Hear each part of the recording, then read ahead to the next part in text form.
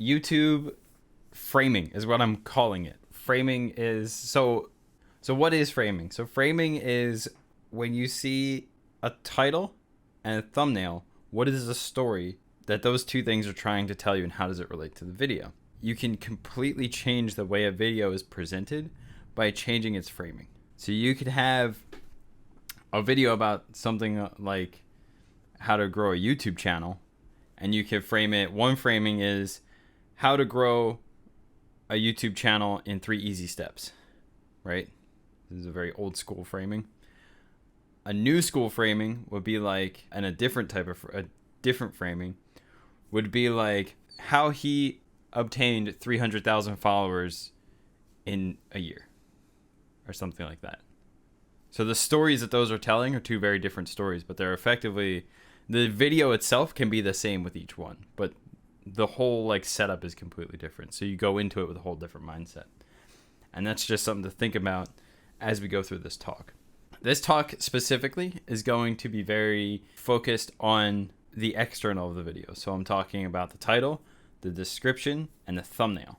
Okay, mainly the title and the thumbnail. We'll talk about some description stuff in a bit, but this is basically how your video is going to get in front of people. The contents of this talk will basically determine if someone will click on your video or not when it shows up in their recommended feed. Oh, and next week we'll be talking about the actual content of the video and some little tips and tricks that I've come across on the actual meat and potatoes of a video. With that, let's talk about titles.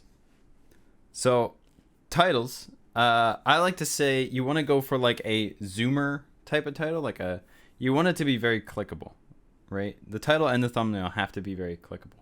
And the title should also kind of tell you like sort of why you should click on the video. So let's look at an example here. One of my favorite people for examples in this realm is Ludwig. Ludwig is master level marketer when it comes to YouTube videos. Okay, this dude is insane. Like, can you survive a nuke in Minecraft? I saw him vent and kept it a secret. Like, all of these titles are like top tier. I am a millionaire. Like, I collect taxes in Minecraft. And the fucking thumbnail is him with a katana. Like, this dude definitely, like, if you want to fucking get views on videos, like, look at what this guy does. Doing whatever stream tells me to do. 500,000 views. This guy knows what he's fucking doing.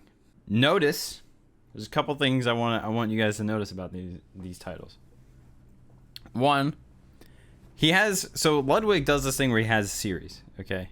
And Ludwig's not the only example of this. I have another one that I will show you, but he's just a really good one. But Ludwig, you see, notice what he does. So a lot of these videos are different series. So there's like a Minecraft series that he's got going. There is a Reddit recap series where he goes through his own Reddit and like reacts to stuff in there. But he's got a couple of different series going, a couple of different like shows. But notice he doesn't actually put those in the titles. There's no episode numbers and there's no series titles in there. Because these two things have a tendency to make your video less clickable.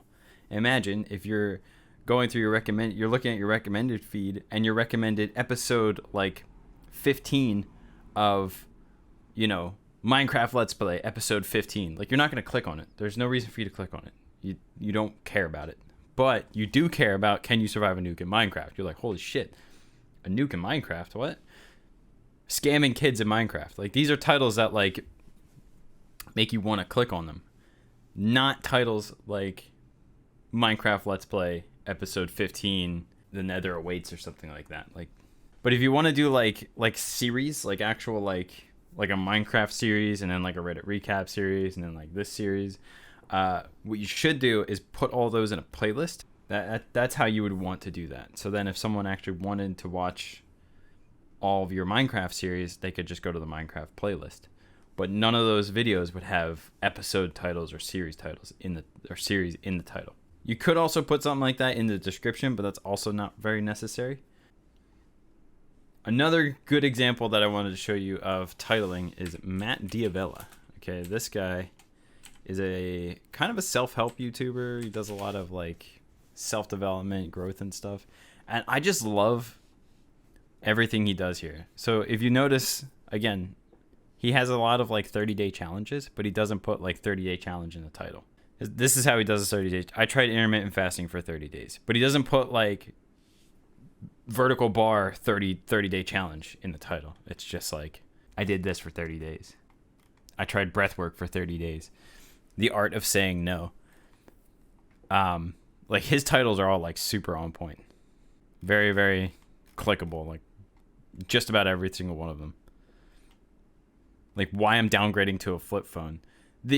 On the surface, like you wouldn't necessarily care. Like I don't know who I'm is in this title, so why the fuck do I care to click on this video? But the fact that it's downgrading to a flip phone is like what?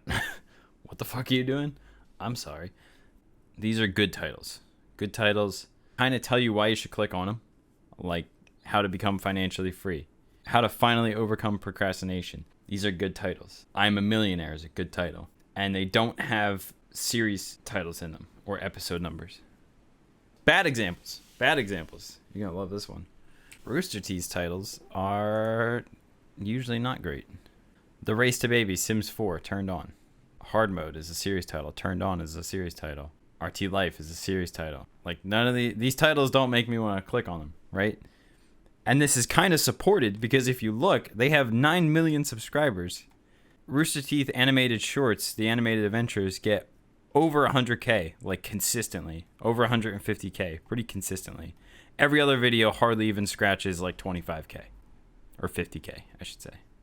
Especially these like newer. They're all very low in comparison to the animated shorts. Now why that is, there could be a lot of different reasons. But you can get away with putting like series titles and episode titles in your thumbnail, but it's kind of like, or your title. But you gotta realize that like you're effectively creating a hill in front of you that you now have to climb. Like you're fighting it up. By doing that, you're putting yourself into a position where you fight an uphill battle. So it's like you can be successful doing it, but like why? It doesn't help you. If anything, it hinders you more than it helps you. So I'd recommend putting a lot of thought into your title. Put an hour into the title and thumbnail. Like sit there and think about your title and thumbnail for an hour. Right? One of my favorite content creators, he did a talk. It was a 4-hour talk that he uploaded. I don't even think he's uploaded yet. But he sat on the title for 3 days before he came up with a title that he was like, this is the title that I'm going with. 3 days it took him to figure out a good title for that video. Okay, so with that, let's talk about thumbnails. There's 4 golden questions that you want to ask yourself with a thumbnail. So the first question you want to ask yourself with a thumbnail, when you're looking at your thumbnail, you've created your thumbnail, you're looking at, all right, is it timeless? Is it relevant in the past, present, and the future? Is it relevant at any point in time that someone sees that video? Because if it's not, it's going to hurt you. Okay? If it's like 2020 election coverage, 2020 election coverage will be completely irrelevant in 6 years. Completely irrelevant. It'll be completely irrelevant in less than a year. So no one's going to click on that video in less than a year, which means its growth is just going to totally tank. Does it convey a story? Is it telling you something? Is it the way I like to think about this is I like to try and have it so like the title tells half of the story and the thumbnail tells half of the story. So together they tell a really interesting, compelling story. However, one is not telling you the whole story.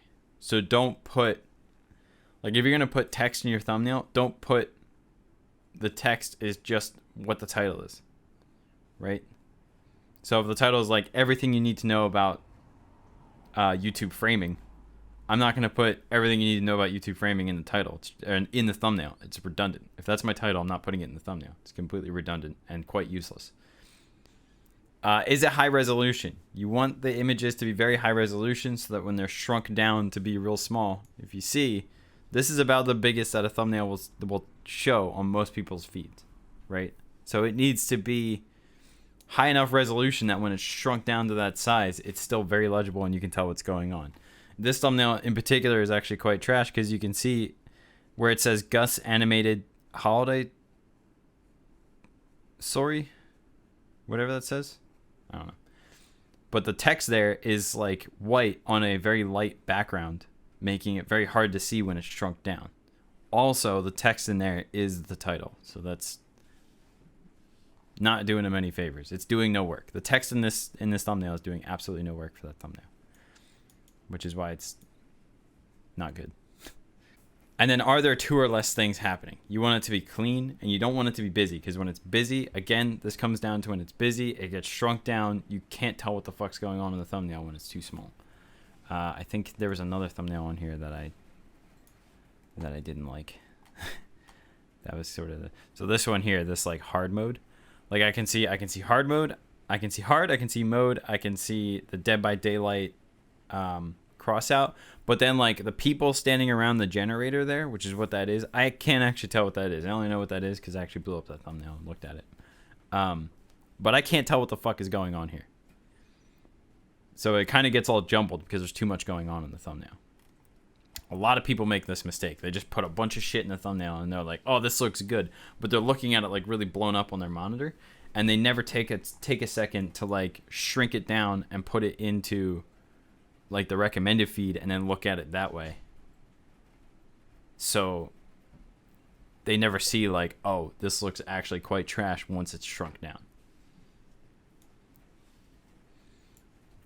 So these are your golden questions for thumbnails. Now I'd like to look at some good thumbnail examples. So let's go. So this is another Ludwig video. The title of this video is "A Viewer Sent Me Poison" with a period.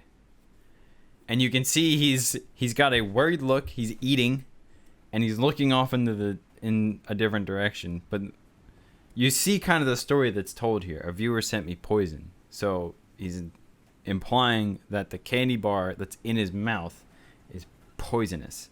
So now you'll probably want to know if he dies or not. It is raining. Another thing you'll notice is this thumbnail is relatively high resolution for what it is. But this is ultimately an unboxing video. That's one example. I'd like to show you another one here. So this is a Matt Diavello one. You can see the way what Matt Diavello likes to do. So this one's about eating. So the title of this video is "What I Eat Every Week to Stay Healthy."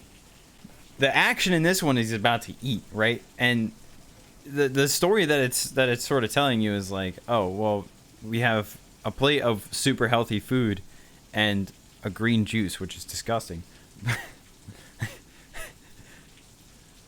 But like if you're looking for a video that makes you want to eat healthy, like first of all, it's food, so like fucking anyone will click on that because it's food.